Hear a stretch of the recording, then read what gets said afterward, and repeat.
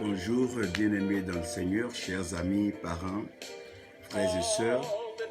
Nous vivons donc des temps assez merveilleux, j'ai même dit des temps assez excitants, des temps assez palpitants, parce que de plus en plus nous avançons, moins nous maîtrisons la réalité, moins nous maîtrisons les jours à venir, et c'est comme si le monde entier est donc mis en veille sous un gros point d'interrogation.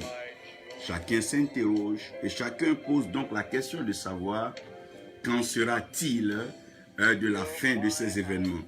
Quand est-ce que nous finirons avec ces choses? La question se pose et les directions ne sont pas claires, les chemins ne sont pas vraiment bien clairs dans tous les domaines de la vie quant aux engagements, aux investissements, aux orientations, aux plans et aux projets. C'est clair que chacun se pose aujourd'hui des questions. Est-ce que tout cela va bien se terminer? Est-ce que les frontières vont à nouveau s'ouvrir? Est-ce que les hommes vont vaquer à leurs occupations? Est-ce que la vie sera aussi belle comme nous avons eu l'occasion de la connaître? Donc c'est plusieurs questions que nous nous posons. Et ces questions-là, sachez qu'elles ont été posées. C'est vrai que Dieu ne les a pas posées directement, mais il s'est interrogé lui-même. Parce que toutefois que Dieu veut agir, Dieu prend appui sur sa parole, donc Dieu revient dans sa parole pour créer. Donc Dieu créant les cieux et Dieu créant la terre, voyant son esprit en mouvement, en exercice, donc se réjouissant à la surface des eaux, comme pour instruire les eaux dans la mission qui lui reviendrait comme étant le baptême, il y a donc une profondeur qui va malheureusement être couverte d'abîmes et que les ténèbres vont prendre la peine de venir couvrir totalement afin que d'une certaine hauteur, on ne puisse plus voir donc dans les profondeurs. De telle sorte qu'on ne puisse plus apprécier ce qui est dans les profondeurs. Si nous regardons déjà au principe de la semence et de la moisson, nous voyons que la graine, elle est sémée dans un trou, elle est sémée dans la terre, et donc c'est un lieu profond dans lequel il est noir. Ne voyant plus la graine, nous avons l'assurance que la graine qui est partie, donc qui a été sémée, va mourir, elle va donc pourrir, et ensuite elle va renaître. Ça veut dire que bien qu'il y ait les ténèbres à la surface donc des abîmes pour empêcher de voir ce qui se trouve dans les profondeurs, nous devons suffisamment faire confiance à notre Dieu parce que notre Dieu prend soin de nous. Le Dieu qui t'a créé, le Dieu qui m'a créé, notre Père céleste, celui qui est l'autorité spirituelle suprême, Dieu est conscient de sa créature. Dieu est conscient qu'il a des enfants qui vivent sur la terre.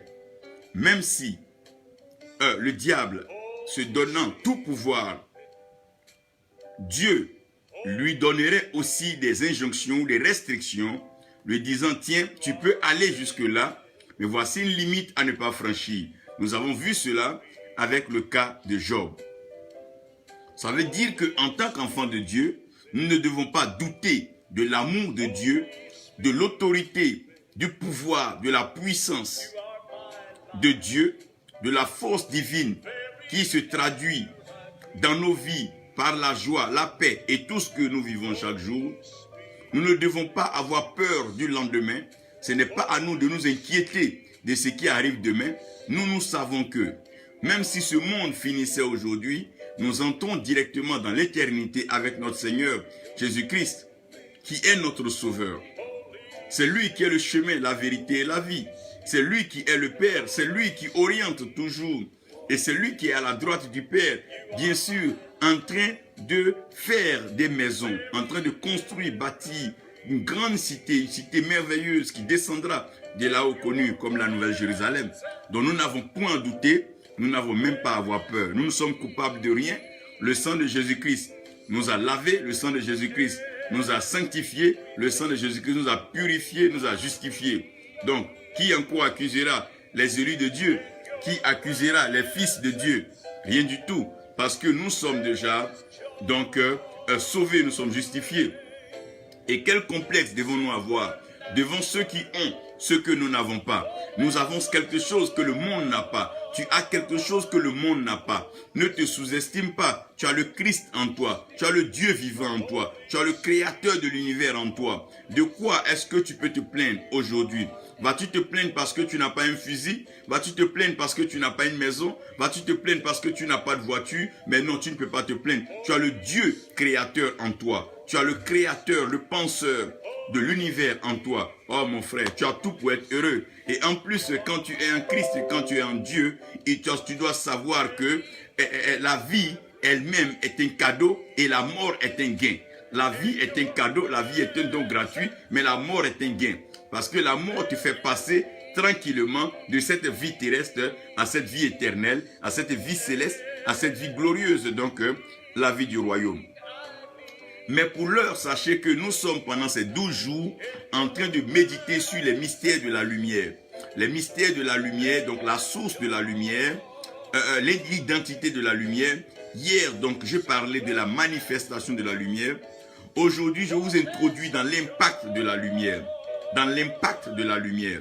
Avant que nous ne procédions à la lecture donc, des textes bibliques qui nous seront donc proposés, j'aimerais vous faire réaliser quelque chose ici. La lumière se résume comme étant la vérité. La lumière se résume comme étant la révélation. La lumière se résume comme étant la vie. Et la lumière se résume comme étant la solution. Donc, tout homme a un certain problème, cherche la solution. Regardez un peu aujourd'hui, l'humanité tout entière est en train de croupir et souffrir des affres d'une pandémie, donc d'un virus. Imaginez qu'un petit pays ou bien un petit enfant de 5 ans, 6 ans, 4 ans trouve la solution. Le monde entier allait se ruer vers ce petit enfant parce que le problème, c'est que chacun veut sortir de sa situation. Les discours, les débats, la diplomatie, c'est des œuvres des hommes. En entendant, sachez une chose, personne ne veut mourir. C'est pour ça le diable sait que la meilleure façon de mettre les hommes au pas, c'est de leur présenter quelque chose qui tue. Lorsque la mort est à l'horizon, tout le monde se discipline, tout le monde cherche à faire ce qui est meilleur. C'est pour ça que l'homme aujourd'hui est obligé de rester chez lui à la maison, se laver les mains continuellement et faire tout ceci parce que personne ne veut mourir. Ce n'est même pas la peur de contaminer son prochain. Les gens ne sont pas gênés à polluer d'autres pays, ne sont pas gênés à polluer notre atmosphère. Mais le vrai problème ici, c'est que personne ne veut mourir.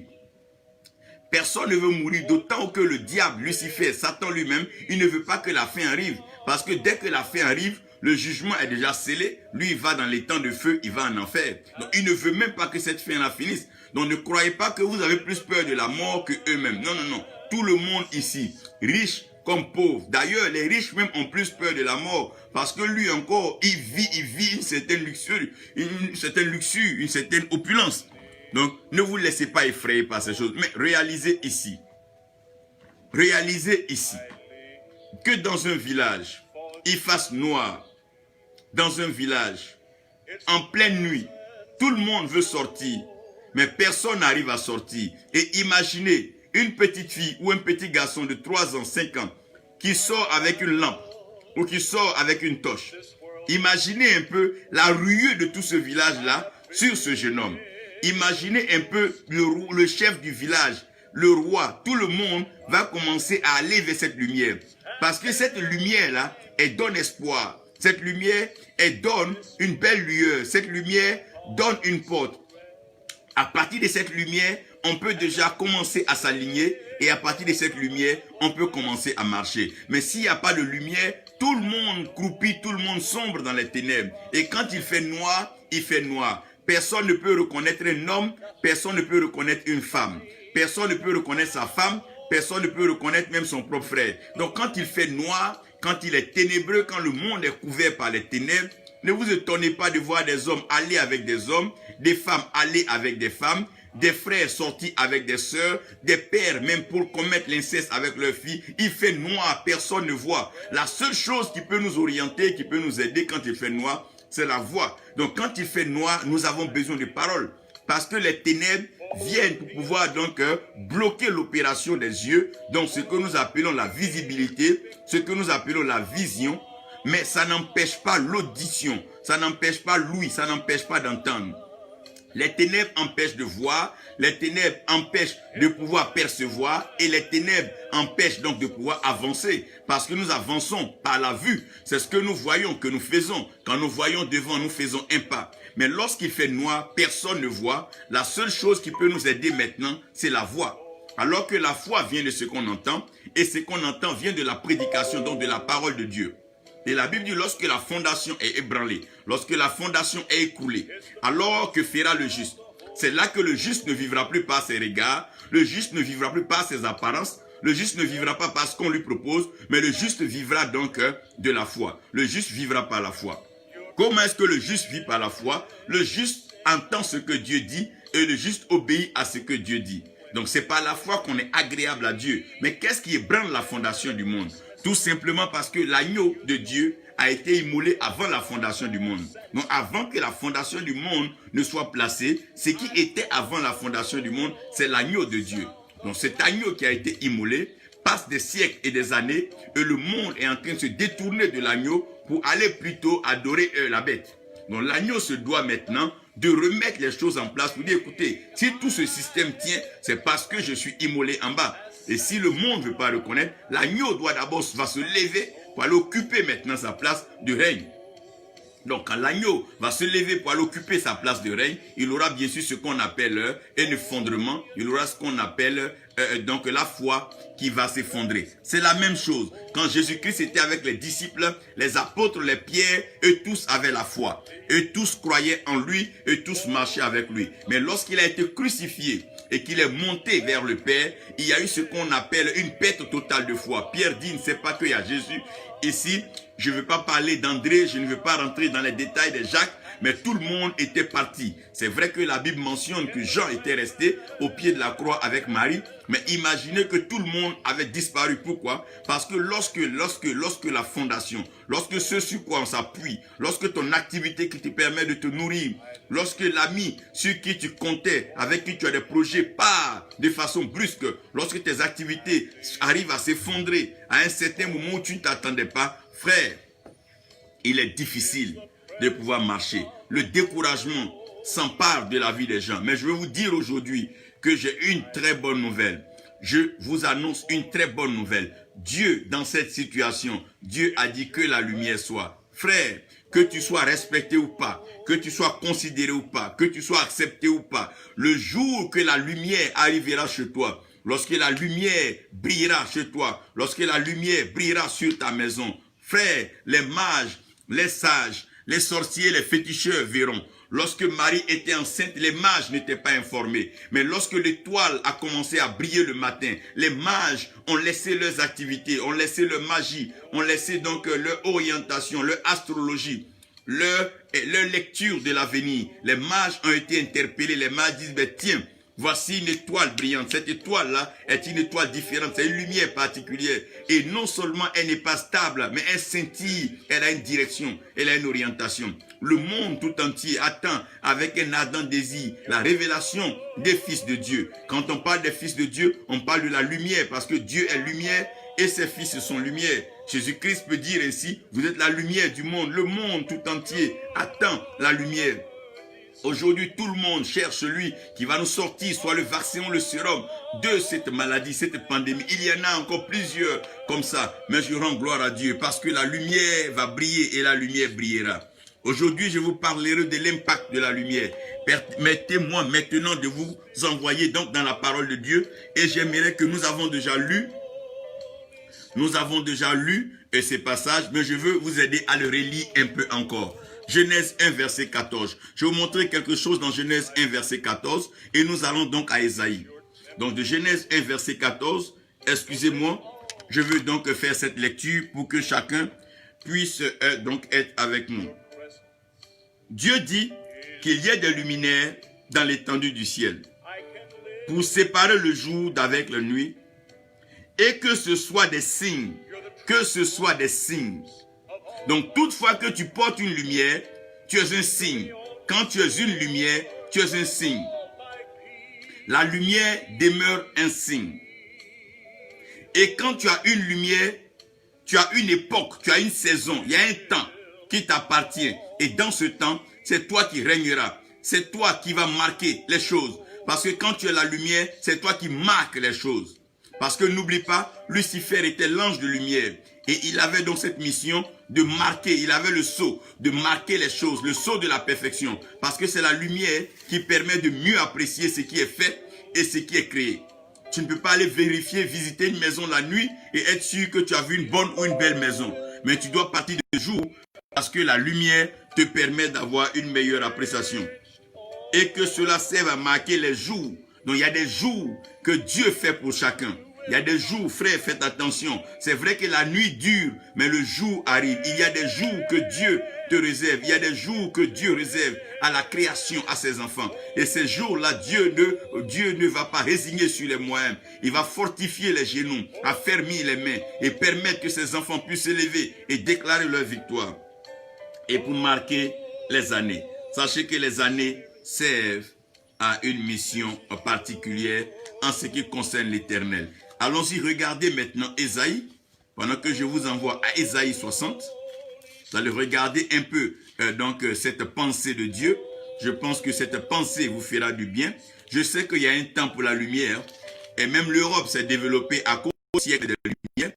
Lorsque l'Europe a commencé à parcourir les autres nations, les autres contrées, c'est parce qu'il y avait eu donc le siècle de lumière, il y a eu l'invention et les hommes ont pu donc fabriquer plusieurs choses, la machine à vapeur et tout ce que vous pouvez donc imaginer. Et si l'Éternel est en train de parler, quand il dit que la lumière soit, il dit un message à la création, mais il dit un message, il donne un message aussi à son fils, à sa fille que tu es. Quand Dieu dit que la lumière soit, Dieu n'est pas seulement en train de parler à la création, mais il est en train de parler à la créature et bien plus, il parle à son image et à sa ressemblance. Quand Dieu dit que la lumière soit, voici ce que Dieu traduit en Ésaïe. Il dit, lève-toi, sois éclairé, car ta lumière arrive. Oh mon Dieu. Il dit, lève-toi mon frère, lève-toi ma soeur, sois éclairé, car ta lumière arrive. Lève-toi mon frère, lève-toi ma soeur, sois éclairé, car ta lumière arrive. Oui, lève-toi. Lève-toi de la mort, lève-toi de la pauvreté, lève-toi de la souffrance, lève-toi de la malédiction, lève-toi du rejet, lève-toi de l'abandon, lève-toi des mensonges, lève-toi des critiques, des calomnies, lève-toi de toutes ces choses-là, lève-toi de ce coma, lève-toi de cette situation apparente qui n'est ni figue ni raisin, ni figue ni raisin. S'il te plaît, lève-toi de cette situation et sache que quand tu te lèves, la gloire de l'Éternel se lève sur toi. Voici, les ténèbres couvrent la terre et l'obscurité les peuples. Mais sur toi, oui, sur toi mon frère, sur toi ma soeur, oui, sur toi Stani, oui, sur toi Solange, oui, sur toi, prophète Ézéchiel a dit, sur toi Rudy, oui, sur toi Uche, upon you, the light of God is shining. Arise and shine. Ouh. Mais sur toi, l'Éternel se lève. Sur toi, sa gloire apparaît. Des nations marchent à ta lumière. Des nations marchent à ta lumière. Et des rois à la clarté de tes rayons. Parole de l'Éternel.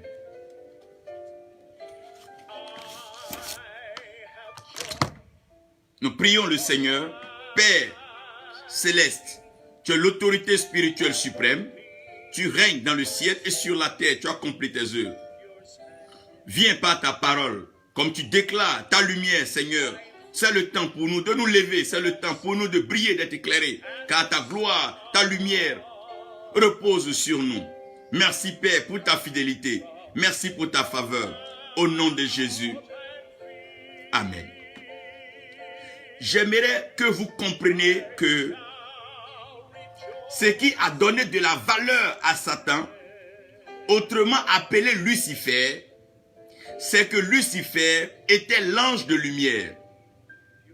Il y avait donc plusieurs anges au service de l'Éternel, dont 3 grandes familles se dégagent. Il y a la famille donc de tout ce qui est armée, tout ce qui est militaire, tout ce qui est force. Et cette famille est gérée par l'archange Michel. Leur mission fondamentale, c'est de préserver, protéger et de défendre les intérêts et bien sûr les citoyens du royaume. Ils l'ont fait hier, ils le font aujourd'hui et ils le feront continuellement. Ils n'ont pas démissionné, Dieu les a créés pour cela et ils le feront. Ça veut dire reste rassuré et reste assuré. Le mal ne t'atteindra pas parce que Dieu a déjà ses anges et lui-même il est l'Éternel des armées. Donc il contrôle l'armée et c'est lui qui tient l'armée de ses mains. Dieu ne peut pas perdre une bataille ni un combat parce que c'est lui-même qui tient l'armée entre ses mains. En plus, nous avons la famille donc des communicateurs, des messagers. Ceux-là viennent pour pouvoir s'adresser à la créature et à la création. Ils viennent parler à l'image et à la ressemblance de Dieu que nous sommes. Et cette famille, c'est la famille des messagers. C'est en cela que la Bible dit Dieu fait des vents et ses messagers. Et oh mon Dieu. Et il fait aussi de nous des flammes de feu. Pourquoi? Parce que ces messagers-là sont conduits par celui qu'on appelle Gabriel. Et Gabriel a cette mission de pouvoir conduire tout ce qui est message. C'est ce même Gabriel qui est venu se présenter au jour de l'Annonciation, adressant cette parole belle à Marie, donc la mère de notre Seigneur Jésus, une femme à célébrer, à honorer, que nous aimons pour avoir été disponible pour la naissance de notre Seigneur. Maintenant, nous avons donc la famille de l'ange de lumière, Lucifer, et ils étaient chargés des cultes, des adorations, des louanges, des traditions et des cérémonies. Parce que vous comprenez que toutes les religions fonctionnent avec la lumière, soit avec le soleil, avec la lune ou avec les étoiles, avec une bougie, avec une lampe, peu importe, mais vous allez comprendre que tout ce qui est lieu de culte, tout ce qui est lieu d'adoration a besoin de lumière. Vous allez partir dans un temple plus style être temple satanique, vous aurez besoin de lumière. Donc Lucifer, étant l'ange de lumière, il n'est pas la lumière, il est l'ange de lumière, l'ange qui veut du messager, l'ange qui veut celui qui transporte. Donc le fait que Lucifer transporte la lumière, il a eu déjà la cote, il a eu certaines valeurs. Parce que ce qu'il ne sait pas, c'est la lumière qui transporte là, qui lui rayonne, qui lui fait voir sa beauté, qui lui fait voir son éclat, qui lui fait voir sa gloire. Mais il ne sait pas que Dieu lui-même est lumière, comme un Jean, un saint dit, Dieu est le Père de lumière. Et nous sommes enfants de Dieu, donc nous sommes lumière et nous sommes fils de lumière. Donc à cause de la lumière, Lucifer a commencé à avoir tellement sa beauté, tellement sa splendeur. Regardez frère, souvent quand il fait jour, tu te prends fort dans cet quartier, tu marches, tu te gonfles la poitrine. Mais quand la nuit arrive, tu commences à avoir peur. Surtout ceux qui sont sans habit et sans maison ferme. Si tu es déjà allé dans un pays que tu ne connais personne, tu n'as aucun lieu où dormir, pendant qu'il fait tout, mais tu es heureux, tu parles avec les gens, tu causes, tu ris, tu regardes même tout ce qui se passe, tu apprécies la beauté de la ville. Mais lorsque la nuit commence à tomber, ah mon Dieu, quand la nuit commence à tomber, tu commences à paniquer. Parce que tu sais que maintenant tu réalises que tu as un problème. Frère, quand il fait noir, c'est pas facile. Donc Lucifer, ayant donc cette grâce, cette capacité, comme quelqu'un qui est nommé un peu gouverneur, premier ministre, regardez un peu les avantages que tu as dans le pays. Tu deviens important. Un coup, tout le monde court vers toi. Pas à cause de toi, mais à cause de la fonction que tu occupes. Donc Lucifer occupe une fonction vraiment privilégiée, étant l'ange de lumière, et il marquait, il mettait le sceau à la perfection de tout ce que Dieu avait créé. Regardez, c'est pour ça quand dans Ésaïe ou bien allez-y, regardez dans Ézéchiel, quand la Bible parle de sa chute, la Bible décrit d'abord sa splendeur, là où il était, parce que la lumière, frère, c'est la lumière qui détermine le règne. Quand on parle de la gloire, on parle de la lumière. Regardez bien, quand quelqu'un est dans la gloire de Dieu, quelqu'un est dans la grâce de Dieu, quelqu'un sort de jeune ou de la présence de Dieu, il y a une lumière, il y a une grâce, il y a une gloire qui resplendit sur le visage. La Bible mentionne un peu de Moïse ayant passé donc 40 jours sur la montagne avec l'Éternel. Moïse revenait, le peuple inanimé est convaincu que Moïse avec Dieu parce que son visage était rayonnant, son visage était luisant. Que quand on parle de règne, quand on parle de gloire, quand on parle de grandeur, si on est lié donc à la lumière, c'est la lumière que diffuse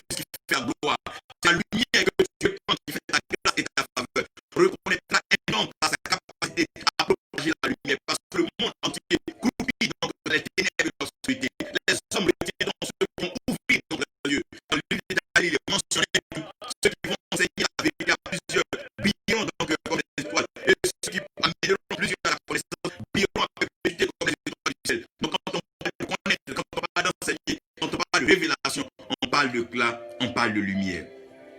Donc, sachez que la lumière a un impact dans la vie de tout le monde. La lumière peut aveugler comme la lumière peut éclairer.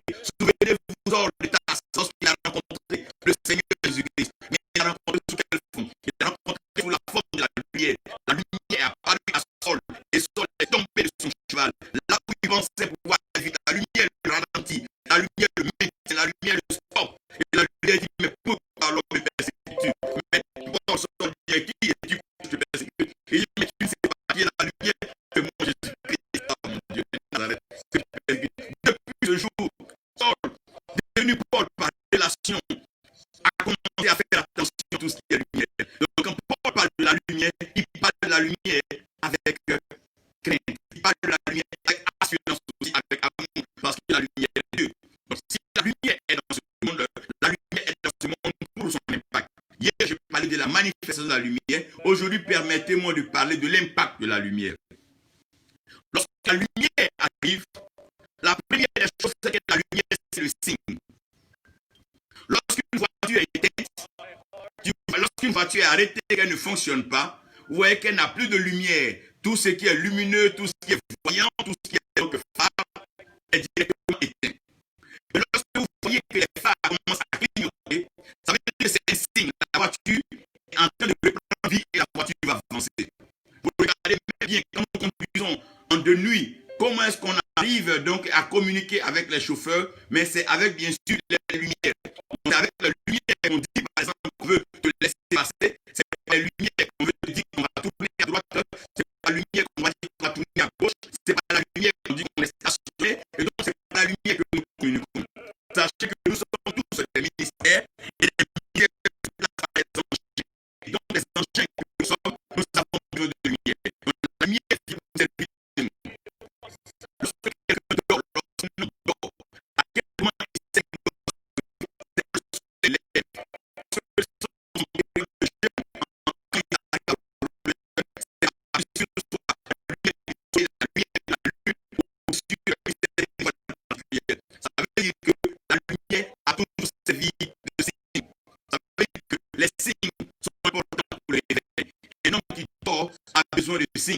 Une église qui dort a besoin de signes. Une nation qui dort a besoin de signes. Regardez par exemple, quand un signe arrive, personne ne reste indifférent. Tout le monde ménage sa monture et tout le monde commence à revoir donc sa façon de vivre. Quand Dieu veut réveiller le monde, Dieu envoie un signe. Et les signes qui arrivent, bien sûr, c'est la lumière. Lorsque tu vois la lumière, tu commences déjà à te préparer. Frère, la lumière, c'est le signe. Toute lumière vient pour servir de signe. Quand on parle de signe, on parle de tout ce qui englobe la lumière, tout ce que transporte la lumière.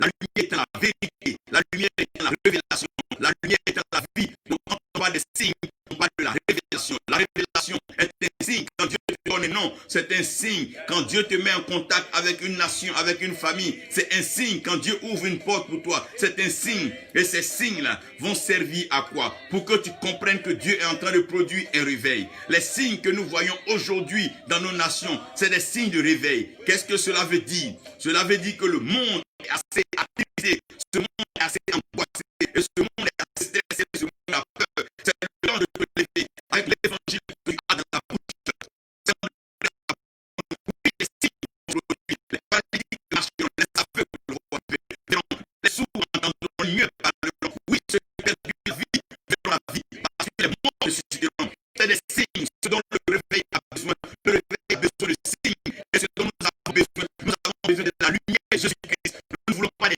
discours des hommes, se taper de la poitrine. Faites tout ce qu'on a accompli sur la terre n'est pas un signe de réveil. On n'est pas un symbole de réveil parce qu'on a accumulé beaucoup d'argent, bâti de grandes maisons. Les réveils sont conduits par des signes. Le signe, c'est la lumière. La lumière, c'est la vérité. Nous ne pouvons pas suivre le mensonge. Même si celui qui transporte le mensonge est célèbre, il est connu, ou bien il a une certaine notoriété. Nous ne pouvons pas suivre le mensonge parce que le mensonge nous ramène dans les ténèbres. Nous voulons vivre la lumière. Nous parlons des signes et nous parlons des prodiges. Nous parlons des signes. Oui, c'est les signes qui produisent le réveil. Va dans un village, tu peux parler avec une caravane, un podium d'évangélisation. Tu peux pas parler avec un groupe musical, avec un chant comme tout ce que nous avons. Mais si tu arrives que le roi est malade et qu'après ta déclaration, le roi parvient à la guérison vie. Frère, c'est un signe de réveil dans ce village. Tu vas dans un campement et que tu arrives, le chef du campement est mort et que tu places que le chef revient à la vie. Frère, c'est le réveil qui a commencé. Le réveil a juste besoin de proclamer la parole. Le réveil a juste besoin de dire la parole de Dieu.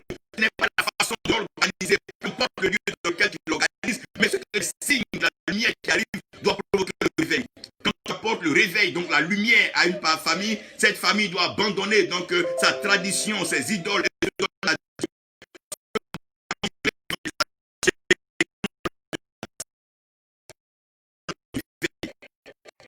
Le réveil ne pas avoir de sens.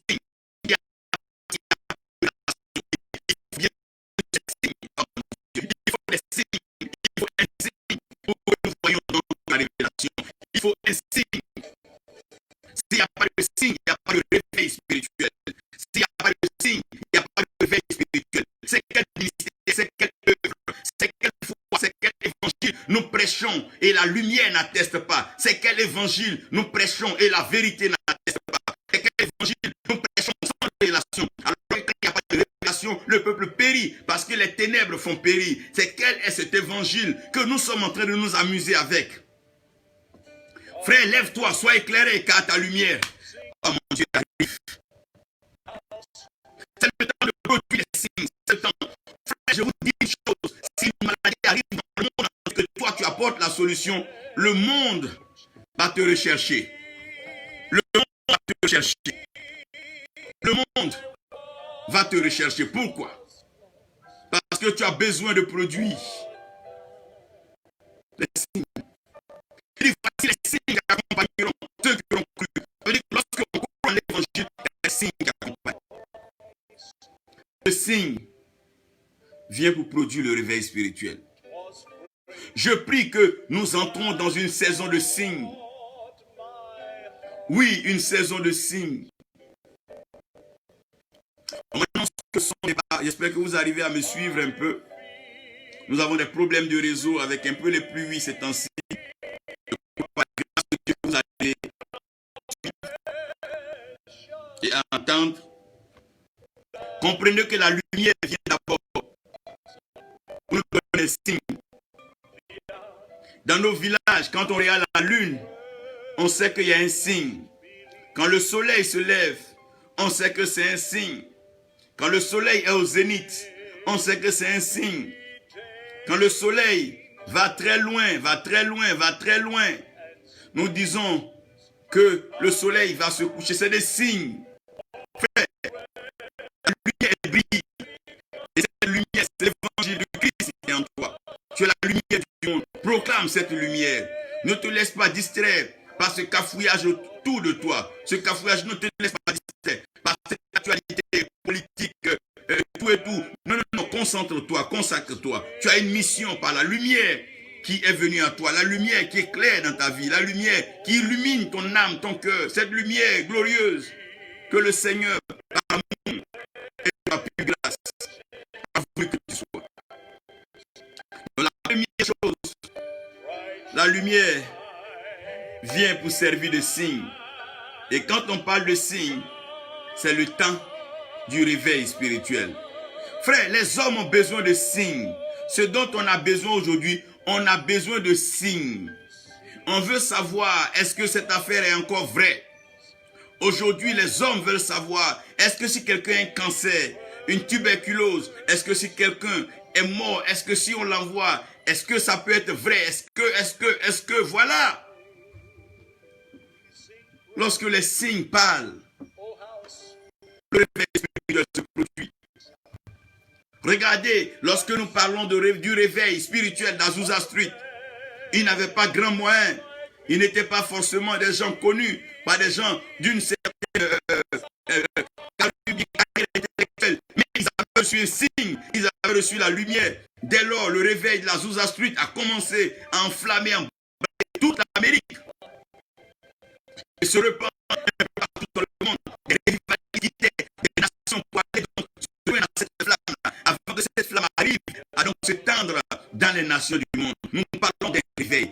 Il y a un réveil fort, un réveil merveilleux, un réveil réel qui est en train de se produire dans le continent africain. Il y a un signe, la lumière est en train de briller. lève-toi et brille, lève-toi et sois éclairé, parce que ta lumière arrive. Donc, après donc, le signe, nous arrivons à l'époque. Quand on parle de l'époque, on parle de saison. Les saisons sont donc faites pour que chaque arbre présente ses fruits. Quand vous allez dans la forêt, il y a une saison pour les mangues. Quand on parle de la saison des fruits, dans la saison des fruits, il y a la saison des mangues, il y a la saison des oranges, il y a la saison des papayes, il y a la saison de la saison des tubercules, il y a la saison des ignames, il y a la saison des manioc, il y a la saison des tarots, et tout ce que vous pouvez imaginer. Quand on parle de la saison des denrées de mer, vous allez voir qu'il y a la saison des crabes, des crévisses, il y a la saison des poissons, et tout ce que vous pouvez imaginer. Donc Dieu a fait les saisons pour que chaque espèce puisse s'exprimer. Donc la lumière arrive, la lumière marque la saison. La lumière marque une saison. Cette saison-là peut durer des mois, peut durer des jours, peut durer des années, selon l'entretien et bien sûr la mission que Dieu veut atteindre. Les saisons servent de la restauration. Quand on parle de la saison, on parle de la restauration. Un pays qui a connu un vrai réveil rentre directement dans la restauration. Si aujourd'hui tu as inventé ou Dieu t'a fait la grâce de trouver le virus ou bien le médicament du sida, tu n'as plus besoin de demander de l'argent parce que l'argent va venir à toi. Les honneurs vont venir à toi. Le respect va venir à toi. Lorsque tu as tu es dans une restauration. Les hommes volontaires, les on doit respecter les fidèles, on doit celui là mon fidèle. Si l'évangélisation porte, des rois seront gagnés, des chefs d'État seront gagnés, des ministres seront gagnés, des autorités seront gagnées. Et même les hommes dans le monde des affaires seront gagnés.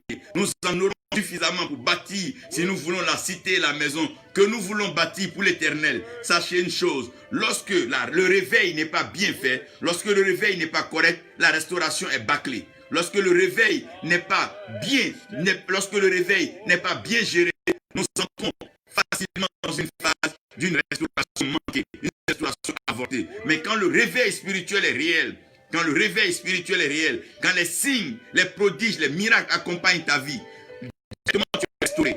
Tu es restauré parce que ceux qui vont voir le fruit, ceux qui vont voir la lumière, ils vont te restaurer. Quand Jésus-Christ est né, il n'a pas demandé qu'on lui envoie de l'argent, non.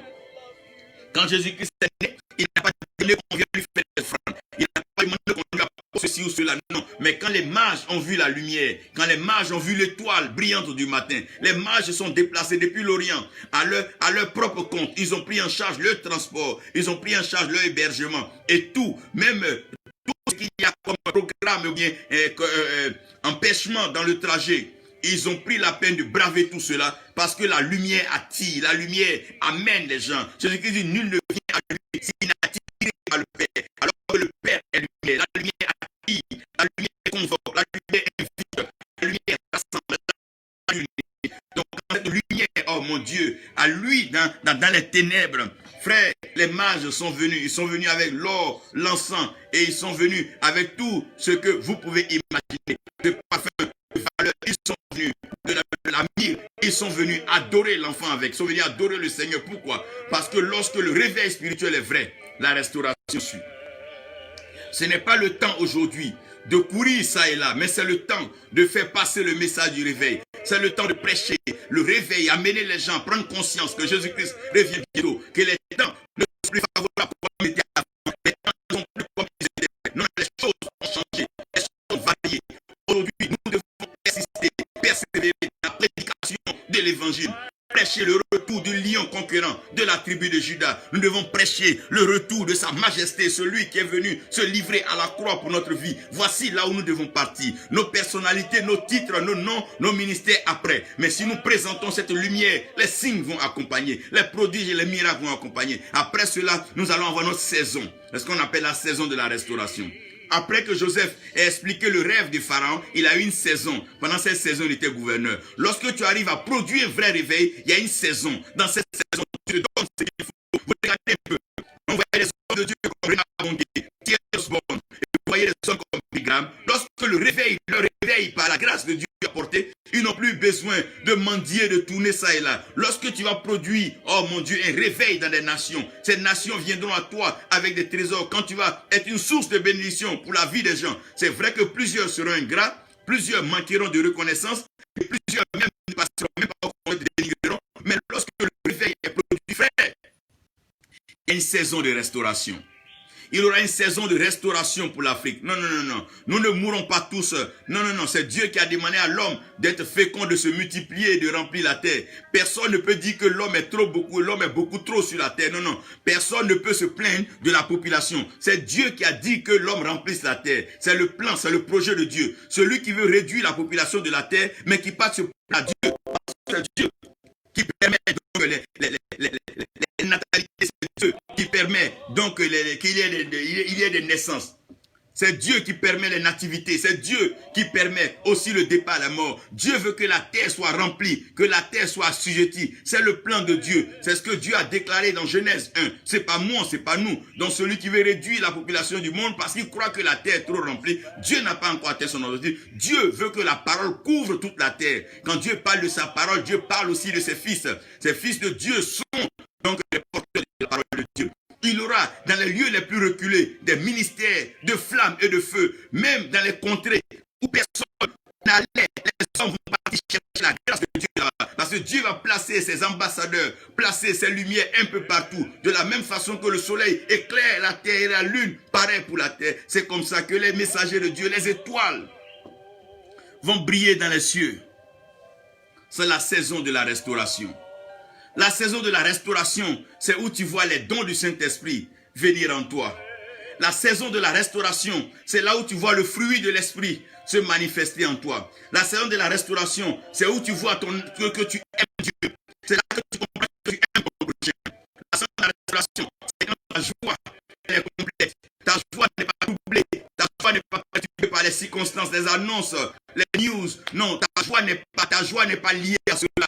Que 10 000 tombent à ta droite, que 10 000 tombent de l'autre côté. Toi, tu n'es même pas concerné. Ça ne t'intéresse pas. Parce que ta joie, oh mon Dieu, quand tu es dans la saison de restauration, frère, quand tu as les moyens, quand tu as l'argent dans tes poches et tu vas dans un supermarché, quand on te dit les prix des choses, tu n'es même pas inquiété. Tu ne fais que remplir tes corbeilles. Frère, c'est le temps de la restauration. Appuie-toi sur l'amour de Dieu. Ta vie sera restaurée. Ta paix sera restaurée, ta joie sera restaurée, tu auras une maîtrise de soi. Même dans les situations difficiles, tu vas garder un sourire parce que Dieu ne t'abandonnera pas. Les hommes te feront la guerre, mais ils ne te feront pas. Pourquoi? Parce que tu es déjà plus que vainqueur en celui que tu as Jésus-Christ, ton Seigneur Sauveur. Le monde amasse des richesses, ces milliards que les hommes amassent resteront là. L'homme meurt, mais les trésors ne meurent pas. L'homme s'en va, mais l'argent ça va. Le méchant amasse pour le juste. Tout ce que tous ces lobbies, ces grands systèmes du monde sont en train d'amasser, bien sûr, sur le sang des innocents. Tout cela va servir à quoi? Un jour, Dieu prendra tous ses biens et il donnera à ses enfants. Dieu ne regarde même pas l'argent tellement que quoi. Les rues de Jérusalem sont pavées d'or. Ces rues-là sont, il n'y a que de l'or. Donc Dieu a une autre dimension quand il parle de la richesse, quand il parle de la prospérité. Ne te laisse pas acheter pour des miettes. Ne vends pas ta destinée, ne vends pas ton âme pour quelques étincelles. Tu n'en as pas besoin. Tu as une saison de restauration. Frère, sœur, si tu as accepté Jésus-Christ, tu ne sais pas où dormir aujourd'hui, accepte de dormir par terre. Personne ne veut te donner une place pour prêcher. Accepte de rester chez toi. Lis ta Bible, médite. Le jour que tu auras la révélation, quelqu'un te donnera une place. Quelqu'un. Oh mon Dieu, Marie ne connaissait pas les mages. Joseph n'a aucun lien avec les mages. Ce n'étaient pas des invités à la sortie du monde, mais ils sont venus d'eux-mêmes. Quand Dieu t'a éclairé, Dieu te restaure. Parce que celui qui est éclairé, il ouvre les yeux de plusieurs. Et celui qui enseigne plusieurs est forcément restauré. La deuxième chose, la Bible dit que là va marquer les jours. Quand on parle de jours, l'impact. L'impact, c'est le jour où on fait la différence entre ce qui est vrai et ce qui est faux. C'est le jour où on fait la différence entre ce qui est de Dieu et ce qui est du diable. C'est le jour où on fait la différence entre celui qui est sauvé et celui qui est guéri. Le jour de l'impact, c'est le jour de la tentation. Quelqu'un peut acculer, pas faire peur, mais un jour où tu seras corrompu, tu ne seras plus, tu ne seras même plus reculé, tu n'auras rien à faire qu'à voler. Pousser le peuple dans le dernier retournement. A poussé le peuple à un confinement qui ne disait pas son nom. Tout le monde était maintenant cloîtré là. Même le roi Saül n'a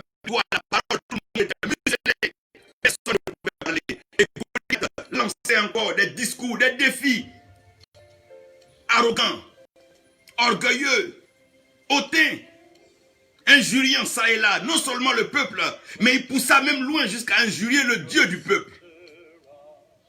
De grâce, que tu frappes un enfant, ne crois pas que tu peux aussi frapper son père. Parce que lui, c'est un enfant, il faut savoir. Donc tu peux frapper un enfant, mais rien ne garantit que tu peux frapper son père. Je me rappelle une anecdote quand on a le maître allait frapper un enfant, et le maître suit l'enfant pour le frapper à la maison. La médecin c'est osé. Et si le père te sort un fusil quelque part, frère, il y a des choses que le monde peut se permettre. Mais le monde a ses limites. Quelqu'un ira me placer un couvre-feu au ciel, dites-moi, il ira me donner des limites, des règles à respecter au ciel. Quelqu'un ira donc définir comment le ciel doit, ah mon Dieu. Ah, ce débat là.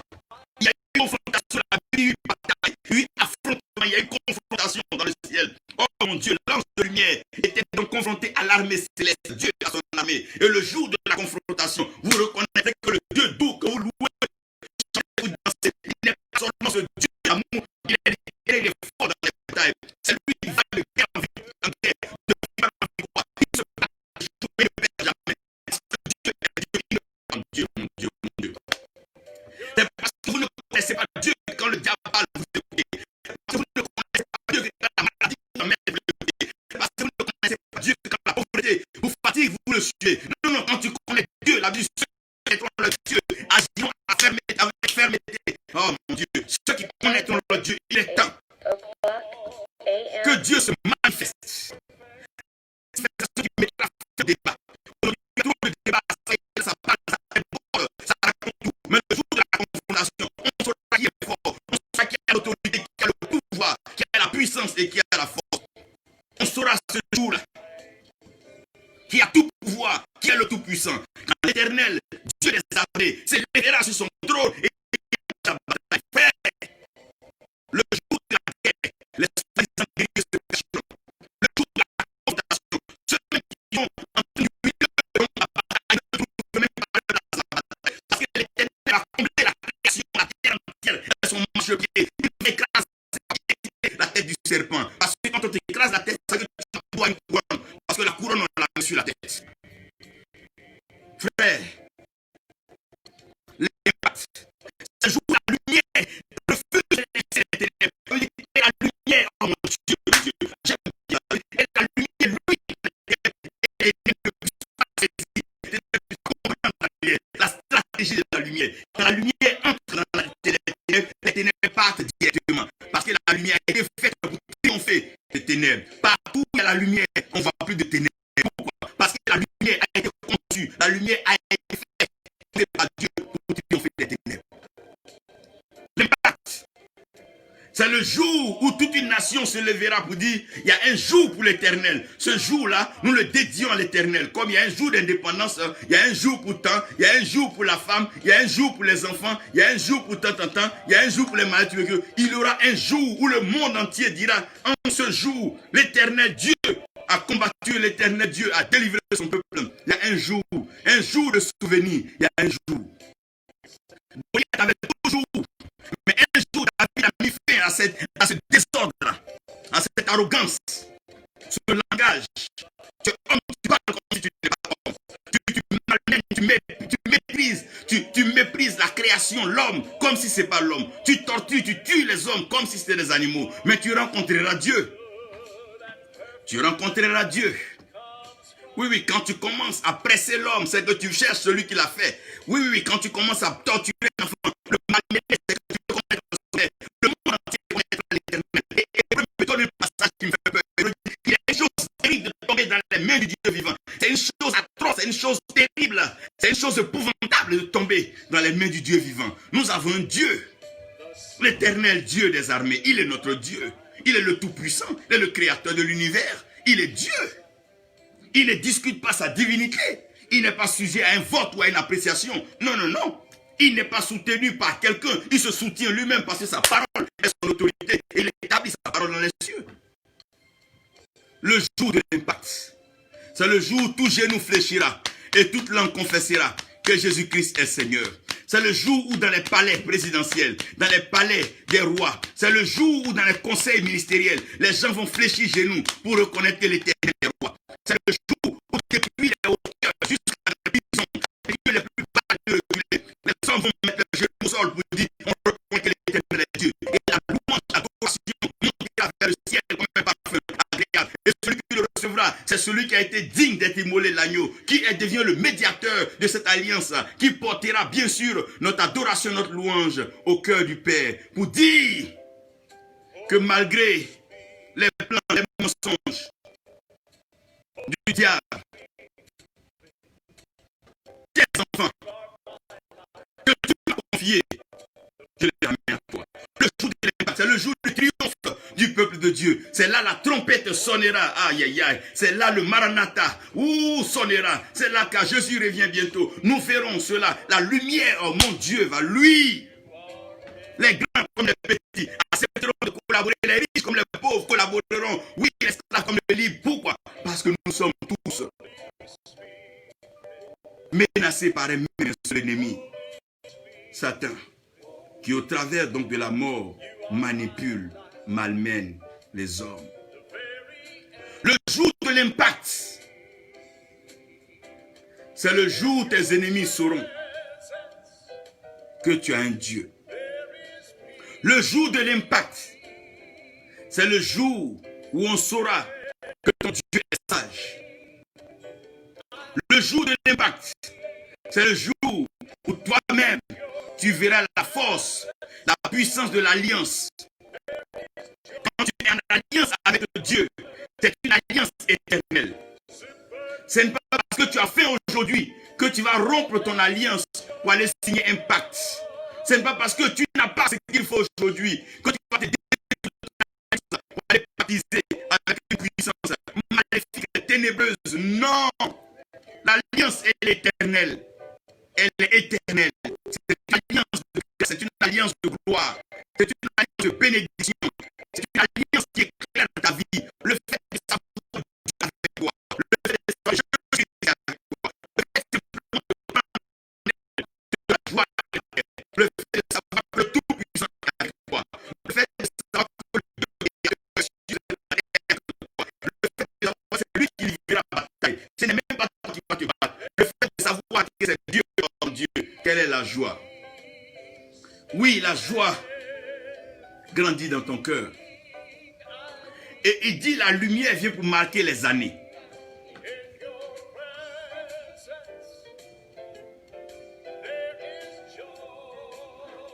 Quand la Bible parle d'années, la Bible parle de règne. Vous voyez, c'est un peu comme quand un chef est élu, un chef d'État, il est élu pour des années.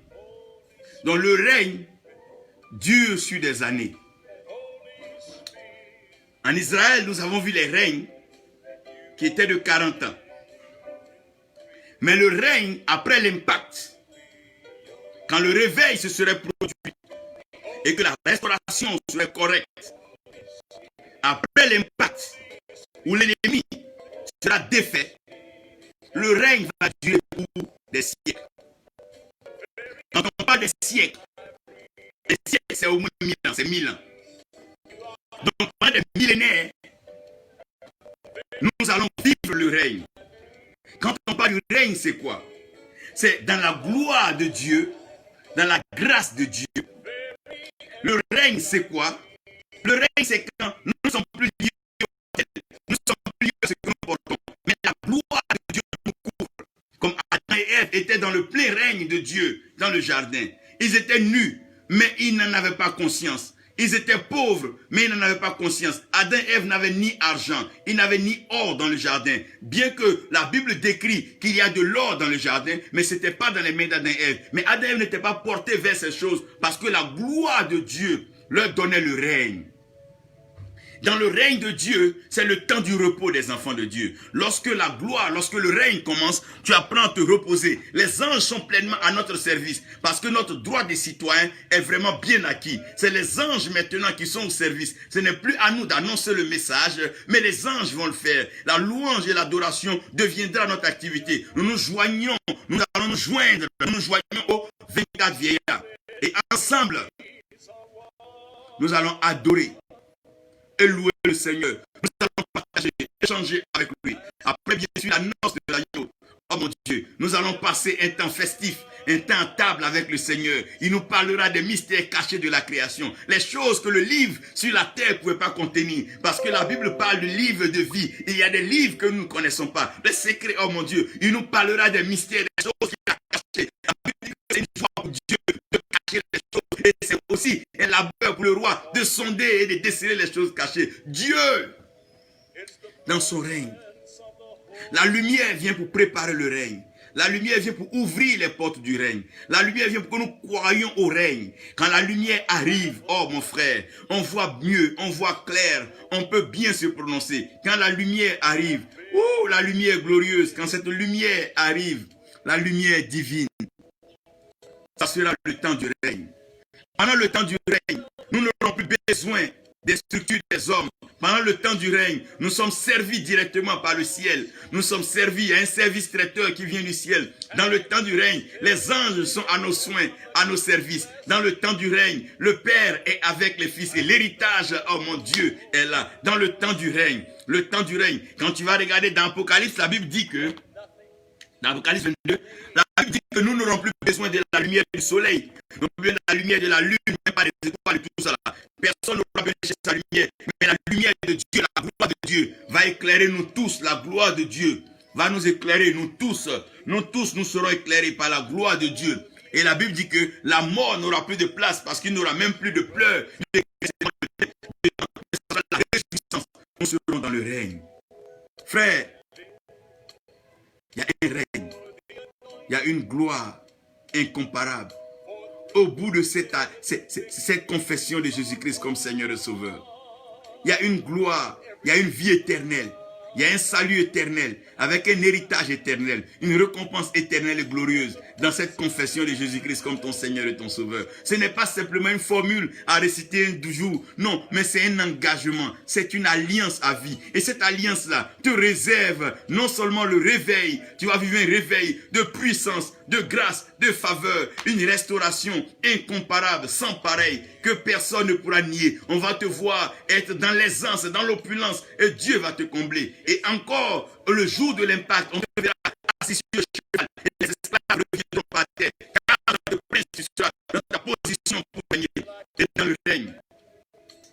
Dans le règne, la Dieu assis à la droite du Père, et vous parlez de la destinée, de la création. Là, tu deviens maintenant, oh mon Dieu, tu rentres dans la plénitude de la volonté de Dieu. Dieu a fait l'homme à son image et à sa ressemblance, afin que l'homme vienne participer au projet de la création. Si Dieu ne fait rien, sans révéler le secret à ses serviteurs et prophètes, n'oublie pas que quand tu acceptes Jésus-Christ comme Seigneur Sauveur, tu deviens roi, sacrificateur et prophète. Donc Dieu ne fait rien sans te dire, et comme tu es roi et que tu es le roi des rois, vous collaborez sur comment planifier le règne, oh mon Dieu. Et comme eux, tu es sacrificateur, vous participez ensemble à tout ce qui est sacré et tout ce qui est saint. Rien ne te sera caché. Seulement, pendant que la lumière arrive et que tu écoutes ce message, tu es réveillé, mais tu sais que tu n'as pas le vrai nom, tu n'as pas ce qu'il faut. Ton cœur n'a pas encore été donc ouvert pour que tu reçoives la vérité. Une religion t'a parlé, un homme t'a parlé, une femme t'a parlé, bien sûr. Mais laisse lui-même la lumière entrer en toi. Laisse cette lumière entrer dans ta vie, dans ton âme. Laisse cette lumière transformer ta pensée. Saul avait été enseigné par Gamaliel, mais il n'avait pas encore reçu la lumière. C'est vrai qu'aujourd'hui, les religions parlent de la lumière. Il y a certaines personnes qui vont te faire prier le soleil, la lune, d'autres les étoiles. Vont te dire non, tu es étoile. Mais écoutez, la lumière dont nous parlons, c'est la lumière divine. C'est la lumière que Dieu dit que la lumière soit, que la lumière fût. Alors, je dois à moi et confesse avec moi. Dis simplement, Seigneur Jésus, je reconnais aujourd'hui par cette parole que nous avons un règne glorieux, nous avons un avenir glorieux. Pour rien au monde, je ne veux perdre ce salut. C'est en cela que je reconnais que j'ai péché. J'ai fait ce qui n'est pas vrai. Mais je t'accepte aujourd'hui dans mon cœur comme mon Seigneur et mon Sauveur. Viens aujourd'hui dans mon cœur. Viens aujourd'hui. Remplis mon âme de joie et de paix. Car je sais qu'avec toi, tous mes péchés sont pardonnés. Et une nouvelle vie commence. Je suis en toi une nouvelle créature. Car toi en moi, l'espérance de la gloire. Je ne veux pas manquer cette gloire. La nouvelle Jérusalem. Je veux y aller. Je veux vivre. Je veux me réjouir. Je veux être aussi avec ceux qui sont partis avant moi. Merci Père pour ta fidélité. Je crois que cette prière ne sera jamais ôtée. car je la dis de tout mon cœur, que je ne la reprendrai plus jamais de ma bouche. Merci Père pour ta fidélité, au nom de Jésus. Amen. Frères, nous avons 4 choses. Nous avons le réveil, nous avons la restauration, nous avons l'impact et nous avons le règne. Nous avons le réveil, nous avons la restauration, nous avons l'impact et nous avons le règne. La lumière qui s'élève maintenant est une lumière de règne. La saison qui se présente devant nous est une saison de restauration, une saison de grande moisson des âmes. Et bien sûr, le jour que Dieu va nous présenter sera le jour de l'impact, où le témoignage, la Bible dit, ils ont vaincu le malin par le sang de l'agneau et la parole de leur témoignage. Cette Pentecôte qui arrive, ça sera une Pentecôte de témoignage. Tout le monde a été fermé, cloué le jour de la Pâque. Mais cette Pentecôte-là aura sa voix. Cette Pentecôte aura son témoignage. Et après cela, nous allons entrer pleinement dans le règne de la gloire, de la grâce et de la faveur de notre Dieu. Que la paix de notre Seigneur Jésus-Christ repose sur vous. Et pendant ces 12 jours, n'oubliez pas, nous parlons de la lumière. Retournez chez vous à la maison dans vos paroles. Regardez toujours, méditez sur la lumière. Cherchez les concordances. Là où il y a vous voyez la lumière, essayez de comprendre. Priez le Seigneur. Si vous ne comprenez pas certains points, vous pouvez envoyer des messages inbox. Prophète, j'ai lu tel passage. Homme de Dieu, frère Alain, j'ai lu tel passage. Je peux regarder. Selon que le Seigneur me fasse grâce, je peux vous répondre. Sinon, je peux vous demander alors d'aller prier, jeûner. Et le Dieu qui éclaire et le Dieu qui révèle sa parole viendra au secours de tous, afin que nous ne nous égarions pas et que nous ne perdons pas. Parce que les ténèbres ne régneront pas pour toujours. Que la lumière soit et la lumière fut. Que la lumière règne et la lumière régnera.